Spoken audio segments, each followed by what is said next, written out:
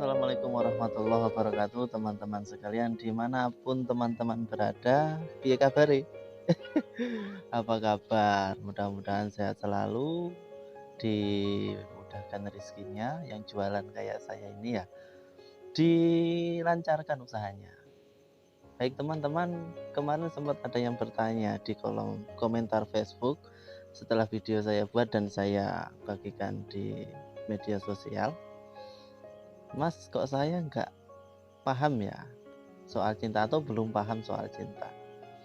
Jadi teman-teman, untuk memahami cinta itu ya antara sulit dan mudah.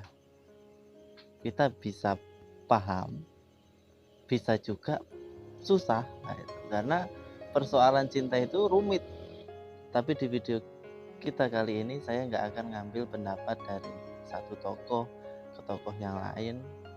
Nah, cuma saya ingat satu cerita yang kemudian dari cerita ini nantinya kita insya Allah ya bisa sedikit atau mungkin bisa lebih memahami persoalan cinta itu dalam segi rasa, dalam segi rasa.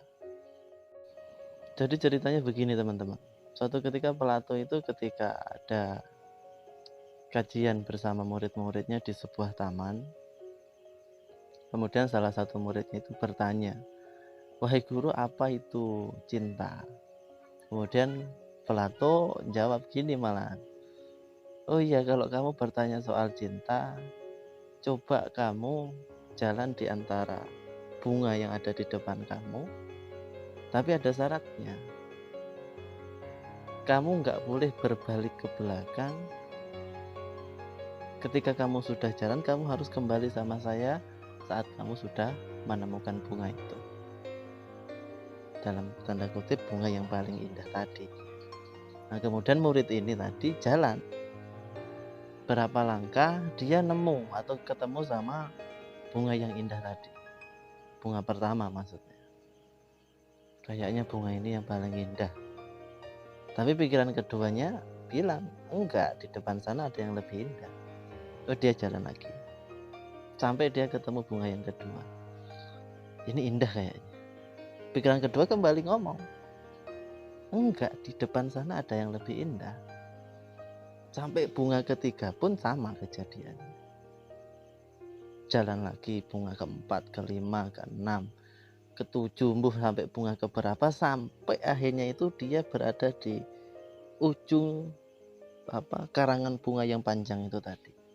Nah, sampai sana dia langsung berdiri dan ngomong sama dirinya, oh kok nggak enak ya, kok nggak ada bunga yang indah tadi.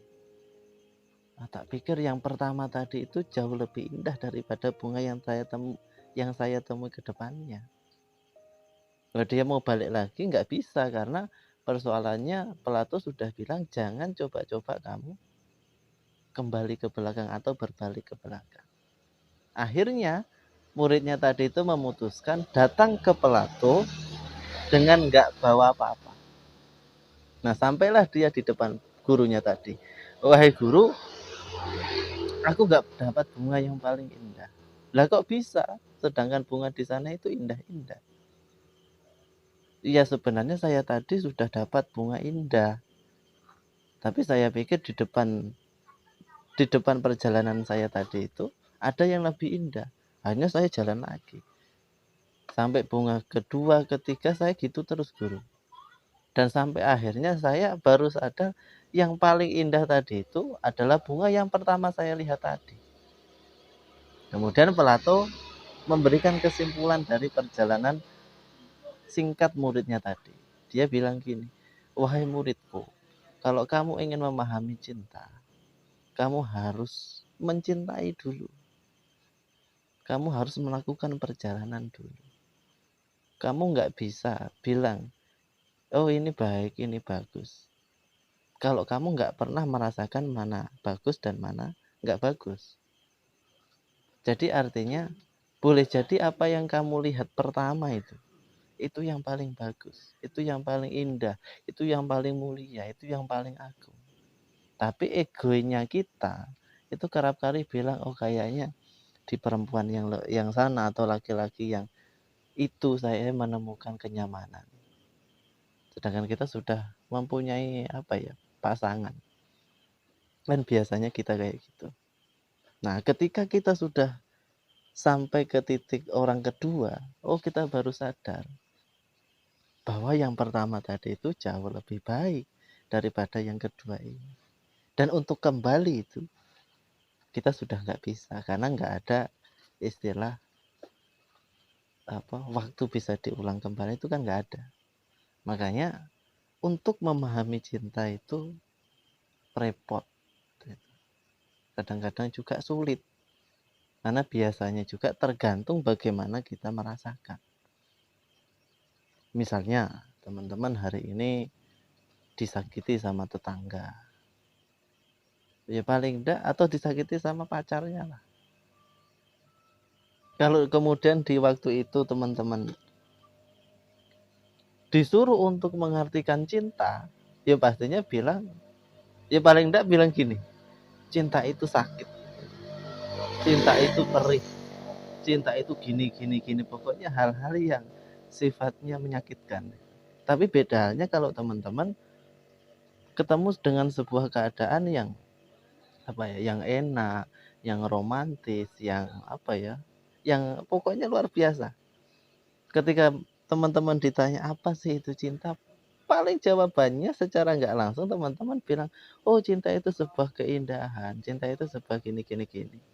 Itu kalau kemudian kita mengartikan cinta sesuai dengan persepsi kita masing-masing.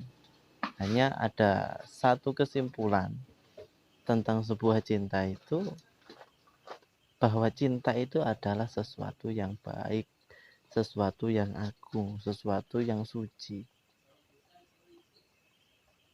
Mau dikasih apapun, ungkapan sebuah cinta itu tetap indah.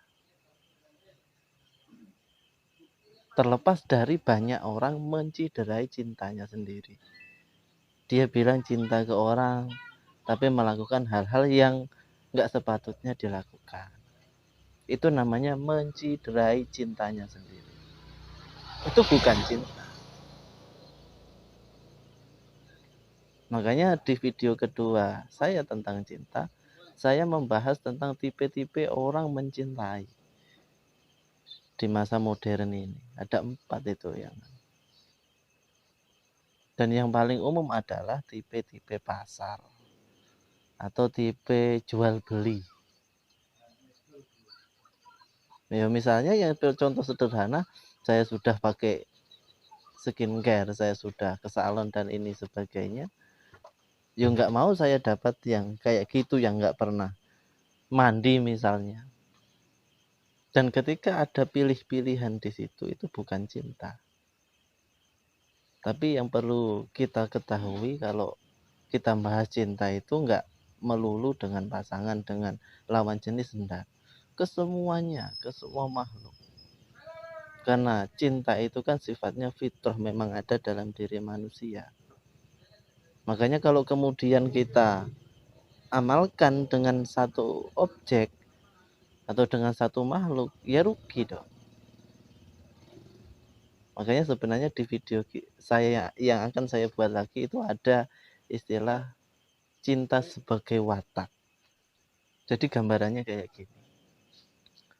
Ketika cinta itu sudah meresuk dalam diri kita masing-masing, menjadi sebuah watak, menjadi sebuah kebiasaan, menjadi sebuah pola pikir, maka hasil akhirnya nanti keindahan.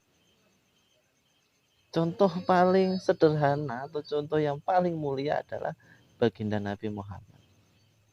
Yang jelas cerita masalah dia dilempari batu, dilempari kotoran hewan, dilempari usus hewan.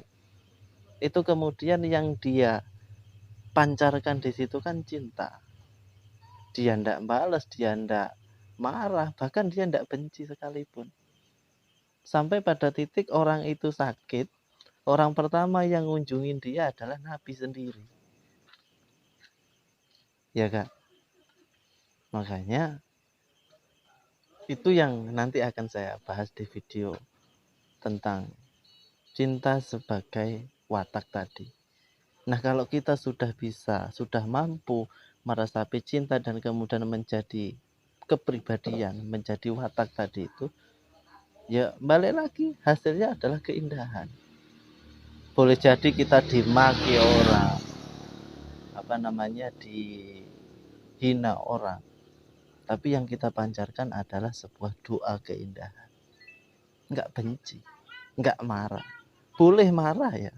Kalau guru saya itu pesan sama saya, kalau kamu marah usahakan hanya segini turun ke bawah.